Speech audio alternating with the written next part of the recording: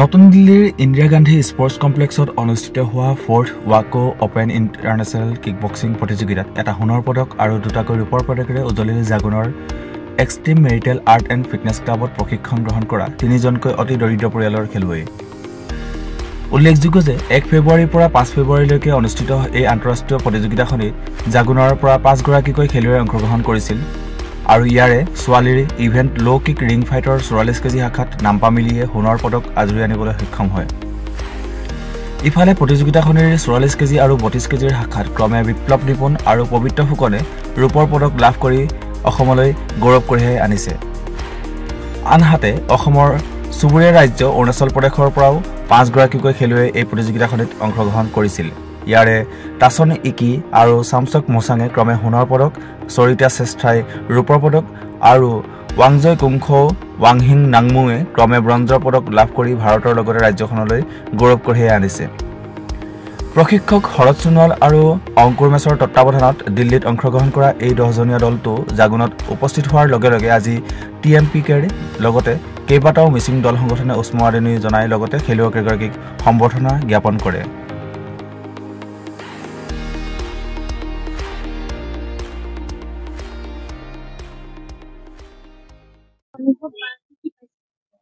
পোনপ্ৰথমে সকলোৱে নমস্কাৰ জনাইছোঁ আৰু প্ৰথমে সকলো নিউজ মিডিয়া আৰু লগতে যিমান অভিভাৱক ইয়াতে আহিছে ছাপোৰ্ট কৰিবৰ কাৰণে তেওঁলোকলৈ বহুত বহুত ধন্যবাদ থাকিল।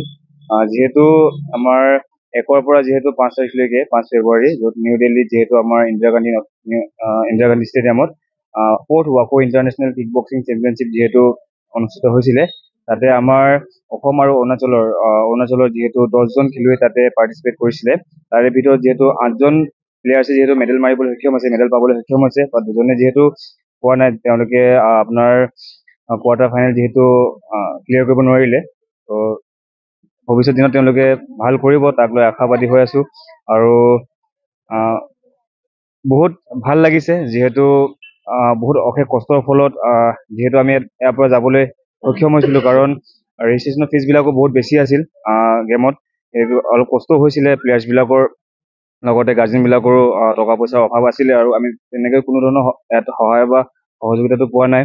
আৰু ভৱিষ্যত দিনত মই আশা কৰোঁ যে আমাৰ গভৰ্ণমেণ্টে যিহেতু চকু দিব আৰু ইয়াৰ MLA ছাৰ যিহেতু ভাস্কৰ শৰ্মা ছাৰ, তেওঁ যাতে আমাক চাব প্লেয়াৰবিলাকক, কাৰণ আমি ইয়াতে জাগুনত মোৰ যিহেতু একাডেমি আছে আৰু লগতে অৰুণাচলতো আছে extreme martial art and fitness club.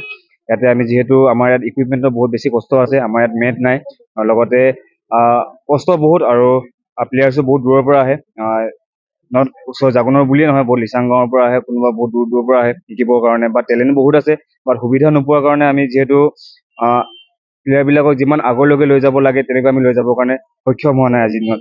যদি আপোনালোকে যদি আমাক অলপ যদি মনোযোগ দিয়ে বা চায়, তেন্তে আমি ভৱিষ্যত দিনত আৰু ভাল প্লেটফৰ্ম, ৱৰ্ল্ড কাপ যিহেতু আপকামিং আহি আছে, থাইলেণ্ডত হ'ব লগা আছে যিহেতু ৱাকো ৱৰ্ল্ড কাপ, তাত যাতে আমি প্লেয়াৰ্ছক নিবলৈ যাতে সক্ষম হওঁ, তাৰ কাৰণে আমি চেষ্টা কৰি গৈ আছোঁ। কি শাখাত লাভ কৰিছে 8জন প্লেয়াৰে মেডেল পাইছে? হয়, আপোনাৰ যিহেতু আমাৰ কিক বক্সিঙৰ যিহেতু 6টা ইভেণ্ট আছে, য'ত নেকি আপোনাৰ কিক লাইট আছে, ফুল কণ্টেক্ট আছে, লাইট কণ্টেক্ট আছে, পইণ্ট ফাইট আছে, বহুতকেইটা এনেকুৱা ইভেণ্ট আছে। তাতে আমাৰ মেক্সিমাম প্লেয়াৰ আমাৰ যিহেতু কিক লাইট ইভেণ্ট খেলিছিলে, য'ত নেকি টাটামি ইভেণ্ট বুলি কয়, কিক লাইট ইভেণ্ট খেলিছিলে, আৰু লগতে 3জন প্লেয়াৰে যিহেতু আমাৰ ৰিং স্পৰ্ট কৰিছিলে, ল' কিক ইভেণ্ট বুলি কয়, তাতে যিহেতু মেডেল পাবলৈ সক্ষম হৈছে। আমাৰ 5জন প্লেয়াৰ গৈছিলে, আৰু 5জন প্লেয়াৰ ভিতৰত আপোনাৰ এজন যিহেতু গ'ল্ড মেডেল আছে আৰু 2জন যিহেতু চিলভাৰ মেডেল আছে। যিহেতু মই অলৰেডি কৈছোঁ যে 2জনে পোৱা নাই। আৰু অৰুণাচলৰ পৰা আমাৰ 2জন গ'ল্ড মেডেল আছে, আৰু 2জন গ'ল্ড মেডেল, এজন চিলভাৰ আৰু 2জন ব্ৰঞ্জ আছে। ধন্যবাদ। প্ৰথমতে আপোনালোকৰ নিউজ চেনেলৰ সকলোকে মই ধন্যবাদ জ্ঞাপন কৰিছোঁ, আৰু আমাৰ মিচিং ৰাইজক ধন্যবাদ জ্ঞাপন কৰিছোঁ। আপোনালোকে ইমান গৰমত আমাক ৱেলকাম কৰিবলৈ ৰৈ আছে। আপোনালোকে শুনি বহুত ভাল পালে চাগে, সেইকাৰণে আপোনালোকে ইমান সৰহকৈ মানুহ আহি পেলাই আমাক এনকাৰেজমেণ্ট কৰিছে। মই একচুৱেলি অৰুণাচলৰ কোচ, আৰু অৰুণাচলৰ কোচ সৈতে মই আছামৰ লগত বিশেষকৈ এই জাগুন আৰু খাচাঙত মই জড়িত আছোঁ। যোৱাবাৰ ইহঁতৰ এই গেমটোৰ কাৰণে চিলেকশ্যন কাৰণে মই নিজে আহিছিলোঁ। মই অৰুণাচলৰ টেকনিকেল ডাইৰেক্টৰশ্বিপ কোচ, আৰু মই এইটো ভাল পালোঁ, আপোনালোকৰ অসমৰ যিকেইটা ল'ৰা ছোৱালী আছে, মই দুদিন আহি পেলাই দেখিলোঁ যে এওঁলোকৰ বহুত প্ৰতিভা আছে। এওঁলোকক আগত লৈ যোৱা মানে চিন্তা কৰিব লাগে। মই নিজক ভাবিলো যে ইহঁতক নিবই লাগিব, ইহঁতক নি পেলাই আমি যাতে এটা ৱৰ্ল্ড কাপত মানে পঢ়িব পাৰো। ইণ্টাৰনেশ্যনেলতো এতিয়া পঠালো, আপোনালোকে দেখিলে ইয়াত সিহঁতে বহুত ভাল খেলিছে। মই ভবা নাছিলো যে ইহঁতে ইমান ভাল খেলিব। আমাৰ এটা ল'ৰা আপোনাৰ ইয়াৰ জাগুনৰ আপোনাৰ কিৰ্গিস্তানৰ লগত ফাইট কৰিছে। কিৰ্গিস্তানটো একচুৱেলি আমাৰ ইণ্ডিয়াৰ ইমান ভাল ফাইটাৰ নাই, তথাপিতো এইবাৰ কিৰ্গিস্তানৰ লগত খেলিছে, ছেমিফাইনেলত হাৰিছে, কিন্তু বহুত ভাল খেলিছে। সেই ল'ৰাটোক মই নিজেই পোষ্ট কৰি আছিলো, বহি আছিলো তাত, দেখিছো তাই বহুত ভাল খেলিছে। চবেই ভাল খেলিছে, কিন্তু তেওঁ বহুত বেছি ভাল খেলিছে।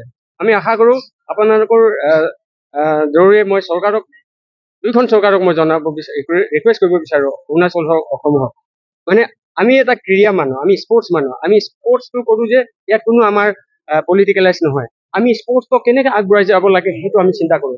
স্পৰ্টছটোৱে মানুহক বহুত ইউনিটি আনে, পিচফুল আনে, ট্ৰেংকুইলিটি থাকে। গতিকে মই দুইখন চৰকাৰক আপোনালোকৰ পৰা এটা অনুৰোধ কৰিব বিচাৰো, আপোনালোকে এই ল'ৰা ছোৱালীবোৰক খেলিবলৈ সুবিধা দিয়ক।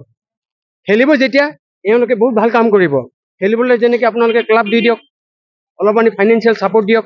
ল'ৰা ছোৱালীবোৰে কি চিষ্টেমত কেনেকৈ গৈছে, মাক দেউতাকহেঁতে জানিছে কিমান কি পইচা উলিয়াই দিছে, কেনেকৈ উলিয়াই দিছে। আমি এই জৰিয়তে আপোনালোকক আৰু এটা ক'ব বিচাৰো, আপোনালোকে আজি ক্ষেত্ৰত এই স্পৰ্টছটো বহুত জৰুৰী, কাৰণ শিক্ষা আৰু এই গেমছ এণ্ড স্পৰ্ট এই দুটা আমি পেৰেলেল বেলেঞ্চকৈ নিব লাগিব। গতিকে আপোনালোকক আকৌ এবাৰ ধন্যবাদ থাকিল। অসমৰ প্ৰেচিডেণ্ট ছেক্ৰেটাৰী আমি লগত কাম কৰিছোঁ, আমি নৰ্থ ইষ্ট সদায় লগত কাম কৰি আছোঁ। অহাবাৰ আমাৰ এপ্ৰিলৰ ট্ৰেইনিং চেণ্টাৰ আছে, ট্ৰেইনিং কেম্প আছে, ইণ্টাৰনেশ্যনেল কোচাৰবিলাক আহে। আমাৰ প্ৰত্যেকবাৰ কিক বক্সিং ৱাকো ইয়াত আমাৰ ইণ্টাৰনেশ্যনেল ট্ৰেইনিং কেম্প হয়, বাহিৰৰ পৰা এক্সপাৰ্টবিলাক আহে, আমাক শিকায়। আজি আপোনালোকে যিটো 4th open international kick boxing দেখিলে, আমাৰ অৰুণাচল আৰু অসমে বহুত ভাল কাম কৰিলে, ইণ্টাৰনেশ্যনেলৰ লগত ফেচ কৰিব সুবিধা এটা পালে। গতিকে আকৌ এবাৰ আপোনালোকক, চৰকাৰক আৰু ৰাইজক আৰু পেৰেণ্টছক আপোনালোকৰ ল'ৰা ছোৱালীবোৰক অলপ আগবাঢ়িবলৈ সুবিধা দিয়ক। আৰু হিন্দীত কয় খেলেগা ইণ্ডিয়া জিতেগা ইণ্ডিয়া, এইটো কয় যে আজি ভাৰতখনে কৈছে যে খেলেগা ইণ্ডিয়া তো জিতেগা ইণ্ডিয়া, আৰু খেলেগা তো খিলেগা। বহুত বহুত ধন্যবাদ।